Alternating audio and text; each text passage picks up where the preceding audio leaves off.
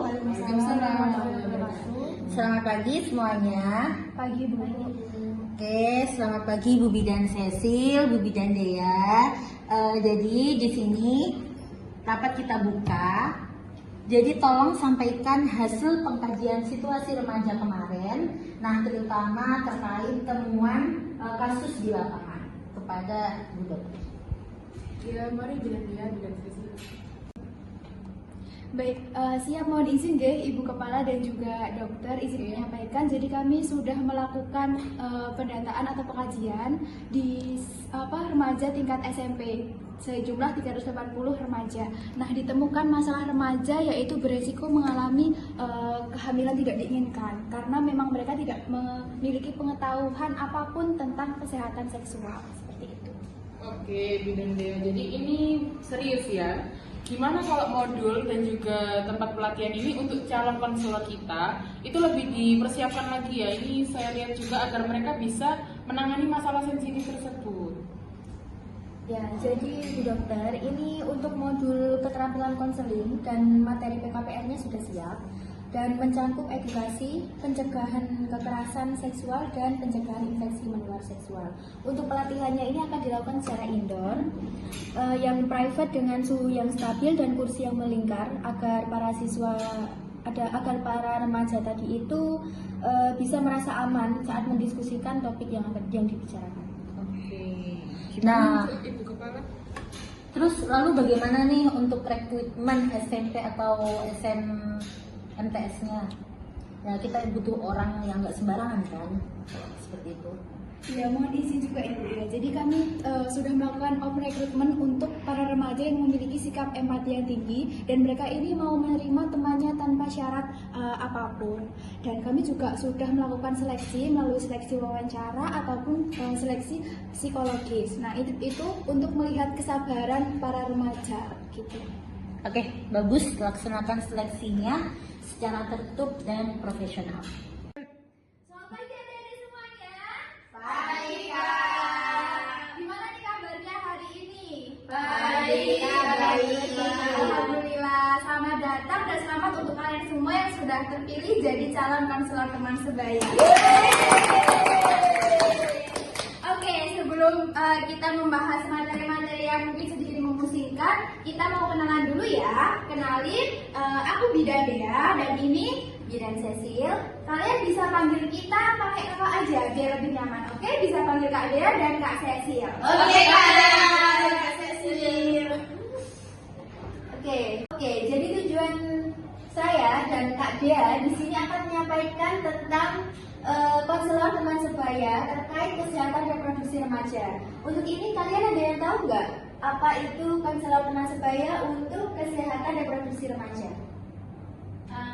Ini konselor tempat bercerita sama teman. Iya betul. Yang lain mungkin bisa menjawab. Ayo cepat-cepat angkat tangan. Tempat Ada yang camping. Tempat camping. Iya, betul sekali itu. Ada lagi? Salah satu remaja yang diberikan atau dilatih untuk memberikan dukungan emosional. Bagus. Ya, ada lagi? Ada lagi? Nggak ada, sudah. Oke. Ya. Oke, jawaban kalian semua nggak ada yang salah, benar semua. Bagus sekali. Dioplos dulu. Jadi benar ya adik-adik, tujuannya itu agar kalian bisa menjadi pendengar, pemberi informasi, dan sahabat yang peduli terkait kesehatan mental dan fisik rekan-rekan kalian. Oke, ingat ya adik-adik, nanti tugas kalian adalah menjadi konseling. Jadi nanti kalian akan memberikan informasi dan edukasi. Juga kalian harus membantu teman kalian dalam melakukan pemecahan masalah yang mereka miliki. Serta yang paling penting untuk diingat yaitu kalian menjadi jembatan untuk teman kalian yang mereka butuh pertolongan lebih lanjut untuk ke puskesmas. Seperti itu, oke? Oke. Jadi untuk metode pelatihan hari ini nggak akan boring kok, nggak akan membosankan kok. Karena hari ini kita akan ada sesi tanya jawab, menonton video, dan ada role play dan tugas akhir untuk mengukur sejauh mana sih pemahaman kalian untuk penyampaian materi kali ini. Oke, Kakak. Oke, jadi sekarang adalah proses pembagian modul. Tadi modulnya bisa diakses di scan barcode yang kalian sudah scan di depan waktu registrasi, ingat kan? Iya, saya lupa nggak scan. Mungkin temannya yang belum scan bisa dibantu untuk diperlihatkan barcode-nya ya. Oke, bisa dibuka sekarang modulnya. Sudah. Sudah. Ya. Saya akan memberikan sedikit pengertian. Jadi untuk penugasan awalnya yang di modul, silakan dibuka dulu modulnya. Maka mau tanya halaman berapa? Di halaman 5 ya. Oke.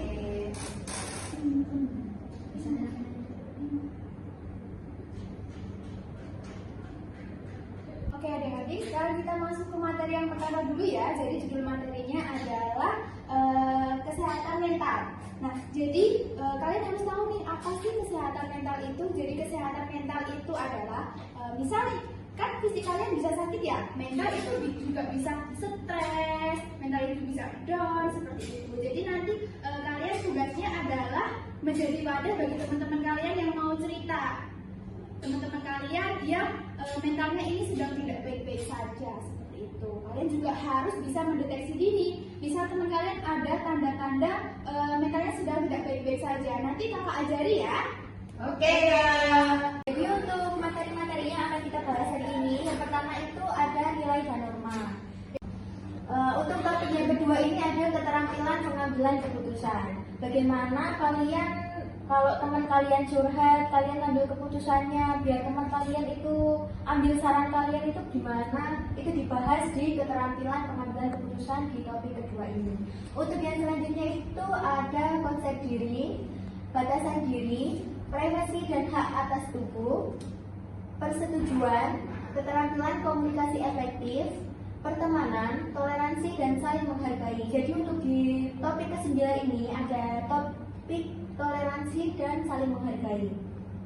Gimana caranya kalian itu mendengarkan teman kalian yang bercerita dan tidak ngejudge bahasanya, tidak menghakimi teman kalian yang sedang curhat ke kalian. Terus untuk yang topik selanjutnya itu ada cinta dan ekspresi cinta, dan yang topik terakhir itu ada keluarga. Jadi adik-adik, sebelum kalian menjadi konselor, ada baiknya kalian itu harus mempunyai 6 keterampilan inti yang harus dipunya seorang konselor. Yang pertama itu ada attending. Nah, untuk attending ini kalian itu harus memberikan perhatian tanpa syarat. Untuk perhatiannya bisa non-verbal maupun verbal. Nah, untuk yang kedua itu ada empati. Nah, untuk empati ini kita harus bisa melihat sesuatu melalui cara pandang orang lain, bukan mencari cara pandang kita sendiri. Untuk yang selanjutnya ada analyzing, yaitu untuk menyimpulkan keterangan klien atau atau teman kalian yang sudah bercerita. Untuk selanjutnya ada questioning. Untuk ini teman kalian itu bisa kalian atau teman kalian bisa saling mengajukan beberapa pertanyaan agar lebih paham kasusnya. Dan untuk yang selanjutnya ada asertif dan konfrontasi, yaitu menyampaikan pendapat atau batasan tegas jika ada indikasi tertentu. Untuk yang terakhir kalian harus menguasai tentang pengungkapan kembali isi pernyataan klien dengan kalimat yang sehat untuk memahamkan teman kalian yang sedang bercerita. Oke, lanjut. Jadi adik-adik ada satu hal lagi nih yang perlu kalian tahu, kalian ingat dan kalian terapkan pada saat nanti kalian sudah jadi konselor teman sebaya. Apa itu kak? Mau tahu banget nih? Oke, aku jelasin ya. Jadi ada yang namanya isu legal. Apa itu isu legal? Jadi isu legal itu ada yang pertama ada confidentiality. Jadi itu artinya kerahasiaan. Jadi isu legal itu ada beberapa poin nih adik-adik. Yang pertama ada kerahasiaan. Apa sih yang dimaksud kerahasiaan? Jadi maksudnya itu adalah kalian harus benar-benar menjaga rahasia apa yang disampaikan oleh teman kalian. Kalian harus menjaganya. Kalian tidak boleh membuat cerita-cerita dari teman kalian ini menjadi gosip di kalangan teman-teman kalian yang lain. Paham? Paham. Oke, yang kedua ada memahami batasan wewenang. Jadi ini teman-teman, ketika teman kalian sudah tidak bisa menangani, kalian sudah merasa keberatan, tidak bisa nih kalian harus merujuk teman kalian ke pihak yang berwenang. Kalian harus merujuk menghubungi pihak puskesmas gitu. Dan terakhir ada yang namanya informed consent. Sebelum kalian melakukan konseling, kalian harus melakukan perizinan dulu. Kalian harus melakukan persetujuan dulu dengan teman kalian. Kalian tanya nih, kita nanti konseling loh, aku bakal nanya-nanya. Kamu nanti nggak apa-apa kan? Kamu nanti cerita aja yang mungkin bisa kamu ceritain. Nanti rahasianya bakal aman kok. Jadi kalian harus memastikan teman kalian itu setuju apa enggak sama sesi konseling itu nanti. Itu ya. Nah, jadi teman-teman, selain yang disampaikan Kak Dea, nanti itu kalian juga akan mendapatkan materi tentang kesehatan remaja seperti gizi, masalah jerawat, psikososial, hingga pencegahan kekerasan. Nah, jadi adik-adik, judulnya materi yang pertama adalah kesehatan seksual remaja ya. Oke, yang pertama ada penjelasan kenapa kesehatan seksual itu penting. Yang pertama berkaitan dengan masa pubertas. Yang kedua, penting untuk dipahami sejak remaja. Dan yang ketiga, membantu remaja menjaga diri. Yang selanjutnya, perubahan pada masa pubertas. Perubahannya itu apa saja sih? Pada perempuan, timbul menstruasi, payudara mulai tumbuh dan pinggul melebar. Kalau pada laki-laki, terjadinya pipi basah, suara menjadi lebih berat, dan tumbuh jakun. Selanjutnya, cara menjaga kesehatan seksual. Caranya itu gimana? Yang pertama harus menjaga kebersihan organ reproduksi, mengganti pakaian dalam secara teratur, dan berani berkata tidak pada hal yang tidak nyaman ya. Selanjutnya ada dampak perilaku beresiko seksual. Apa saja sih yang bisa terjadi? Yang pertama ada kehamilan di usia remaja, kehamilan dini. Selanjutnya ada PMS atau penyakit penular seksual. Selanjutnya ada gangguan kesehatan dan psikologis. Dan tentunya mengganggu pendidikan dan masa depan. Nah, oke, dari materi yang kakak sampaikan tadi, jika ada yang perlu ditanyakan atau ada yang belum bisa dimengerti dengan baik, kalian bisa tanyakan kepada kakak ya, bisa langsung angkat tangan ya. Oke, baik. Siapa dulu nih? Saya. Oke, tadi kakak lihat yang pertama ada De Anggi ya, silakan De Anggi. Ya baik Kak Dea, terima kasih untuk kesempatannya. Mohon izin bertanya, memangnya remaja itu sangat tidak disarankan. Memang apa sih dampaknya Kak Dea? Begitu. Terima kasih. Oke, sekarang bisa pertanyaan kedua ya dari De Ainun, silakan De. Atas kesempatannya untuk bertanya. Pertanyaan saya itu bagaimana cara menjaga organ reproduksi kita itu agar tidak mudah terserang penyakit. Nah, oke, pertanyaannya kakak tampung dulu ya. Selanjutnya pertanyaan yang terakhir bisa dari Derisa. Derisa silakan Derisa. Mau bertanya Kak, cara supaya tidak terjadi seperti itu bagaimana ya Kak ya? Soalnya kalau di sekolah saya itu kayak banyak kayak anak laki-laki itu sering ngelecehin, kayak sering ituin yang punyanya si teman saya gitu. Itu gimana Kak caranya? Oke, megang. Iya kayak gitu kan saya kan takut banget gitu, gimana cara supaya itu mereka tuh kayak seperti itu gitu. Kok nek ngomong kok gak sengaja ngono ya? Dia tuh kalau bilang canda sengaja gitu. Kayak sengaja. Padahal bener-bener kemarin bilang sampai nangis Kak, sampai bilang orang tuanya tahu. Aduh, ngeri banget ya adik-adik ya. Kak dulu dari De Alivia, silakan De Alivia. Ya, tanda-tanda gejala infeksi itu gimana Kak? Pada gangguan reproduksi itu. Iya. Oke, sekarang kakak jawab ya. Yang pertama pertanyaan dari De Andi. Pertanyaannya, mengapa kehamilan pada usia dini tidak disarankan ya? Dan apakah berdampak? Jawabannya iya, tidak disarankan karena sangat berdampak. Kenapa? Karena pada usia remaja, kalian ini usia-usianya sekolah, kalian itu secara pemikiran, secara finansial, dan secara kematangan reproduksi, kalian itu belum siap. Nanti bisa terjadi masalah-masalah di kemudian hari. Oke, adik-adik sekarang adalah sesi praktik nih. Jadi silakan kalian berpasangan 2 orang untuk mempraktekkan sesi konseling yang tadi sudah kakak Dea dan kakak Cecil bahas. Oke, sekarang bisa langsung berpasang-pasangan dan langsung melakukan praktik. Nanti Kak Dea sama Kak Cecil mau memantau secara melingkar ya. Baik Kak.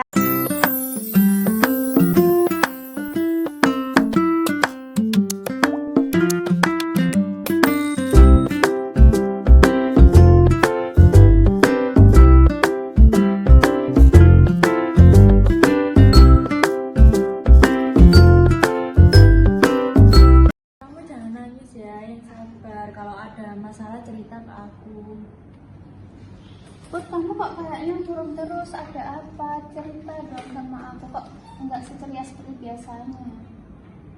Nggak apa-apa nih. Ayolah, kita kan teman, kalau ada apa-apa bisa kita sharing-sharing, bercerita. Nggak ada apa-apa kok. Cece, kayaknya kemarin aku dengar-dengar kamu ada masalah. Kalau boleh tahu masalahnya apa ya? Bisa cerita aja, anggap aja aku seperti kakak kamu. Jangan malu-malu sama aku. Aku ini siap menerima curhatan dari kamu. Jangan malu-malu ya, nggak apa-apa. Nah, adik-adik, setelah pelatihan ini nanti diharapkan kalian jangan hanya menunggu teman kalian datang curhat ya. Kalian harus aktif dalam bidang konseling maupun non konseling. Jadi ajak teman-teman kalian nih, misalnya ajak, ayo dong, ayo kita bikin poster ini tentang ini nih, menarik nih, ayo gitu ya. Betul. Jadi selain memberikan bantuan saat teman yang sudah sedih, yang butuh tempat curhat, kalian juga bisa ngajak mereka itu buat kegiatan yang seru seperti membuat poster kesehatan atau sekedar ngobrol santai tentang soal gaya hidup sehat. Tujuannya supaya mereka itu merasa nyaman dan gak kaku saat nanti mau konseling ke kalian dan lebih terbuka.